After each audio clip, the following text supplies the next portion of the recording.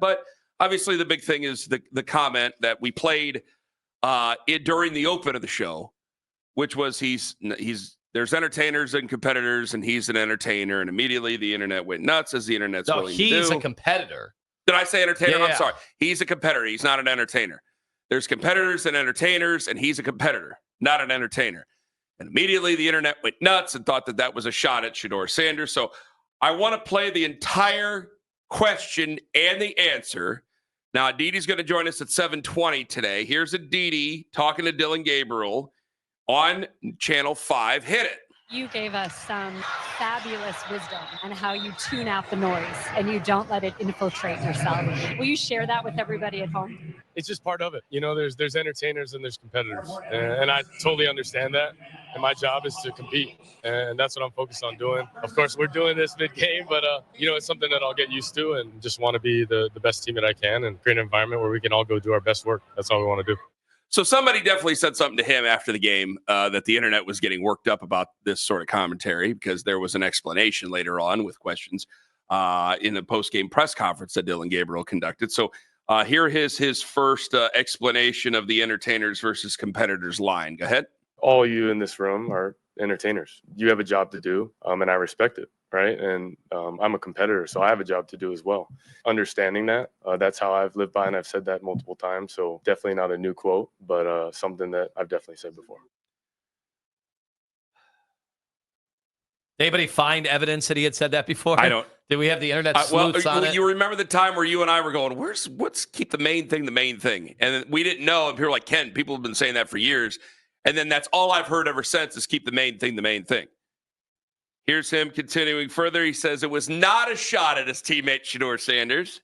I'm all about our team, you know what I mean, and each other. I would never make that, and I've said it before. That's why it's interesting. But for me, I've explained it. Entertainers are you all, competitor. That's what I am, and all my teammates, and we both have jobs to do. That's it. All right, go ahead. What did you think? Obviously, when I just saw the quote, which is, I think, how 99% of people.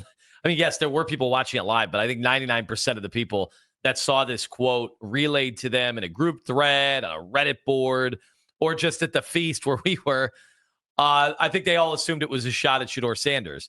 And so did some people here at the station as those messages were making the rounds. Eventually, I think it was like an hour and a half later, I saw the full clip. I'm like, oh, okay, it makes sense. Totally understand. I didn't immediately think that. Am I being naive? I didn't immediately think. You didn't immediately think no, what? I didn't think it was a shot at Shedeur Sanders at first. What'd you think it was? I just thought he was just saying there's entertainers and competitors, and I'm a competitor, and that's it. Because I think that he knows that people have been saying things about him at camp. That's the way, I swear to you, that's the way I thought it on my kids. I know you guys don't care if I swear on my kids, but I'm just telling you, I thought that everybody was. Yeah, you normally swear at your kids when I'm on the phone with you. Well, that too. But I thought that people were bagging on him during camp. He didn't do anything to dissuade him. I mean, it was just not very good performances. And then he went out there and he played. So I thought he was thinking his play let everybody know that he wasn't a bad QB. Part of it is for all the people, I think, that have made their minds up on who these guys are just from camp or from what the host you either like or despises or the reporter you like or despises is saying about them. And I think what happens is some of it gets lost in translation. Like you're projecting because imagine, we said this, that the day that Dillon Gabriel, the moment he got drafted by the Browns in the third round, had to be one of, if not the biggest moment of his life, right? And then 2 rounds later, they go and take another guy at your position, at a position you never see. Like you've seen 2 running backs. I mean, Dylan Sampson and Quinshon Judkins. I mean, I have seen teams do that. I've seen teams take multiple offensive linemen. I don't know how many times I've ever seen, especially in the 3rd and 5th round. Maybe you'd see a team take a quarterback in the 1st round, and that's the future. And then maybe a dart in the 6th round. And it's like, well, we'll see if he makes a team. You never see this. So I think what happened was, immediately fans chose their fighter, right? We're either going to take Shedeur or we're going to, I don't know who took Kenny Pickett, but he was already here. They either took Shedeur or Dillon Gabriel. Most took Shedeur because for obvious reasons. And Then they got in battle mode on whichever guy it was, and then they aligned themselves with the people that agreed with them or disagreed with them. And they aligned themselves with the reporters that said things, or they went to battle with the reporters that said something, and so on and so on. And so if you saw that in a text, on a Reddit board, on social media, if it got sent to you that warriors versus entertainers versus competitors, like, yeah, you're going to project how you felt about this thing the entire time.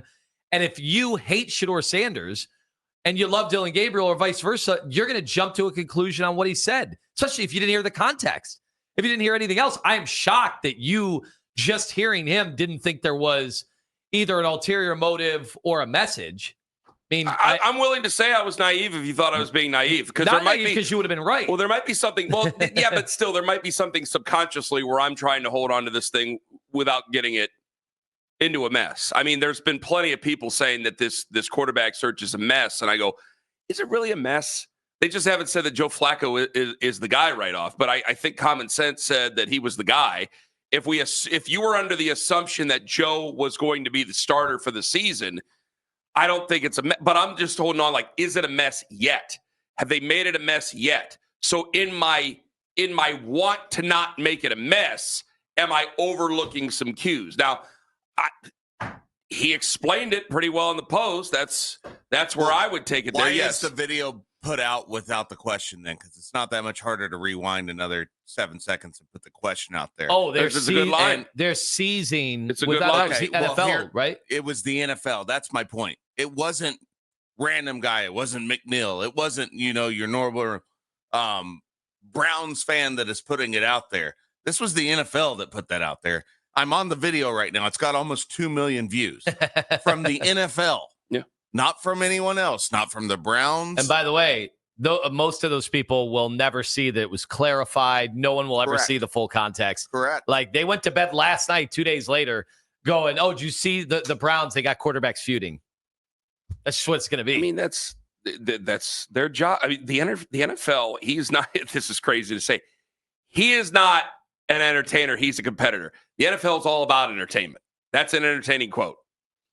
There's entertainers and there's competitors, and my job is to compete. That's what the NFL put out on their Twitter account, and they quoted Dillon Gabriel. Yeah, exactly. Well, that's what the NFL wants. And it's incredible because it's the most inopportune, unintentional slip. Like, he didn't make a mistake or anything like that, but it was something that could be confused as these guys don't like each other. Yeah. And so the Browns, who are never going to get the benefit of the doubt, they're just never are. That maybe a little bit here in Cleveland, but they're never going to get the benefit of the doubt around the country. It's going to be perceived as circus. It's a disaster. When I watch First Take, they're talking about Shedeur and are the Browns sabotaging him? Has he been held hostage? That'd be interesting. Like, this is where people who have taken this all in nationally are going to jump to that conclusion. You think a show like that will? You think a show like that will leave the context out today? I think maybe they will show that there was a quote controversy, but come on, they got to have some journalistic integrity. Come on, that show more interested in entertainment, or is that show more interested in competing? They're interested in entertainment. And what did you think of the comments? Which I with context, I didn't think I didn't think the comments were really that incendiary, but Lima said, maybe you might be a little naive. And I'm like, yeah, maybe I am. Will in North Carolina, he's listening on the free Odyssey app. He's next up on the Fan. Hello, Will. Hey, guys, thanks for taking my call. Glad to have you. Hey, look, I know everybody keeps saying we got to take his comments in context, and I fully agree. But to take them in context, you got to go all the way back to what Dan Lanning said when they were playing Colorado. Remember, they're playing for clicks. We're playing for wins. What he said is what everybody views, not just Shedeur, but the whole Colorado and Sanders family. Nobody takes them serious, and then all of a sudden they do something amazing, and they start realizing, hey, yeah, we need to start taking them a little bit serious. But, man, that was a symptom of how everybody that's against Shedeur looks at him. They don't take him serious. Will, they see there's a difference, though, is that I know that he played for Oregon. I know Dan Lanning said that, but he didn't play for Oregon in 2023 when Dan Lanning said that. Yeah, but that's his. I understand that, but you understand, like, that's his coach, that's his mentor, and you can't tell me them guys like he's well, they getting weren't all on the these people. they in weren't his on the ear. schedule. Were they having big conversations about Colorado and Deion Sanders when they weren't on the schedule last year? You can't. You don't think they've talked this year? I mean, I guess maybe, but I don't know how much of a big conversation could they have. So are you saying Dan Lanning's planting seeds? I can't. I'm just saying, put it all in context. Look where he came, how they viewed their program, people that would be training him, mentoring him, saying, "You got this. You got this. Look, you're a real competitor. You know what I'm saying? You look at how people would encourage you, how people would build you up, and what they would say. I just feel like that's what's been pumped into him, and it slipped and came out." Well, I'll tell you, Will, thank you very much for the call, because you're not going to be the only person to draw that same conclusion today. Now, we have the Dan Lanning clip. This courtesy ESPN. This pregame 2023 of September 2023, the Oregon-Colorado game. Hit it. You're top of your helmet, right? Every moment. The Cinderella story is over, man, right? They're fighting for clicks. We're fighting for wins. There's a difference, right? This game ain't going to be played in Hollywood. It's going to be played on the grass. Now, I don't think that Dan Lanning has any love lost for Colorado. There's a lot of guys who are head coaches, lifelong coaches who did not like Colorado getting Deion, don't like the whole thing. I mean, there's no doubt about it. That is not lost on me. By the way, they won that game 42-6. So Bo Nix was the starting quarterback of Oregon. But I don't think when Dillon Gabriel got drafted on Friday night and then Shedeur got drafted on Saturday, I don't think Dan Lanning was texting him or talking to him about a nasty bunch of stuff about Shedeur Sanders or anything like that. Now, I might end up being wrong. But if you're a coach, you're not all of a sudden going to start putting things in guys' heads when they're trying to make a football team and trying to be a starting quarterback in this league at some point. At least I'd hope not. Yeah, and I again, there's no doubt that there are factions of people that do not respect, even though me and you were not part of this faction, we respected the hell out of what Colorado did the last 2 years. I enjoyed it. Because I think we had paid a little more attention to college football than some, and we had recognized what an uphill battle it was for a program like Colorado to go from bottom of the pack in the Power Five to where they ended up, which was, not at the top. I'm not going to make it seem like Colorado was some national championship juggernaut contender, but to have a Heisman Trophy winner, to have, the fact that like 60 Minutes was on their campus doing a story on them, the fact that everybody around the country was at least waging an opinion one way or another on Colorado, I was impressed. I didn't think they deserved all the criticism. Maybe some of the criticism. I think there were times they didn't handle themselves maybe the way they probably should have. But, part of that was building up their program and their persona and their profile. And I think they did that successfully. So I was blown away by what was accomplished there over the course of 2 years.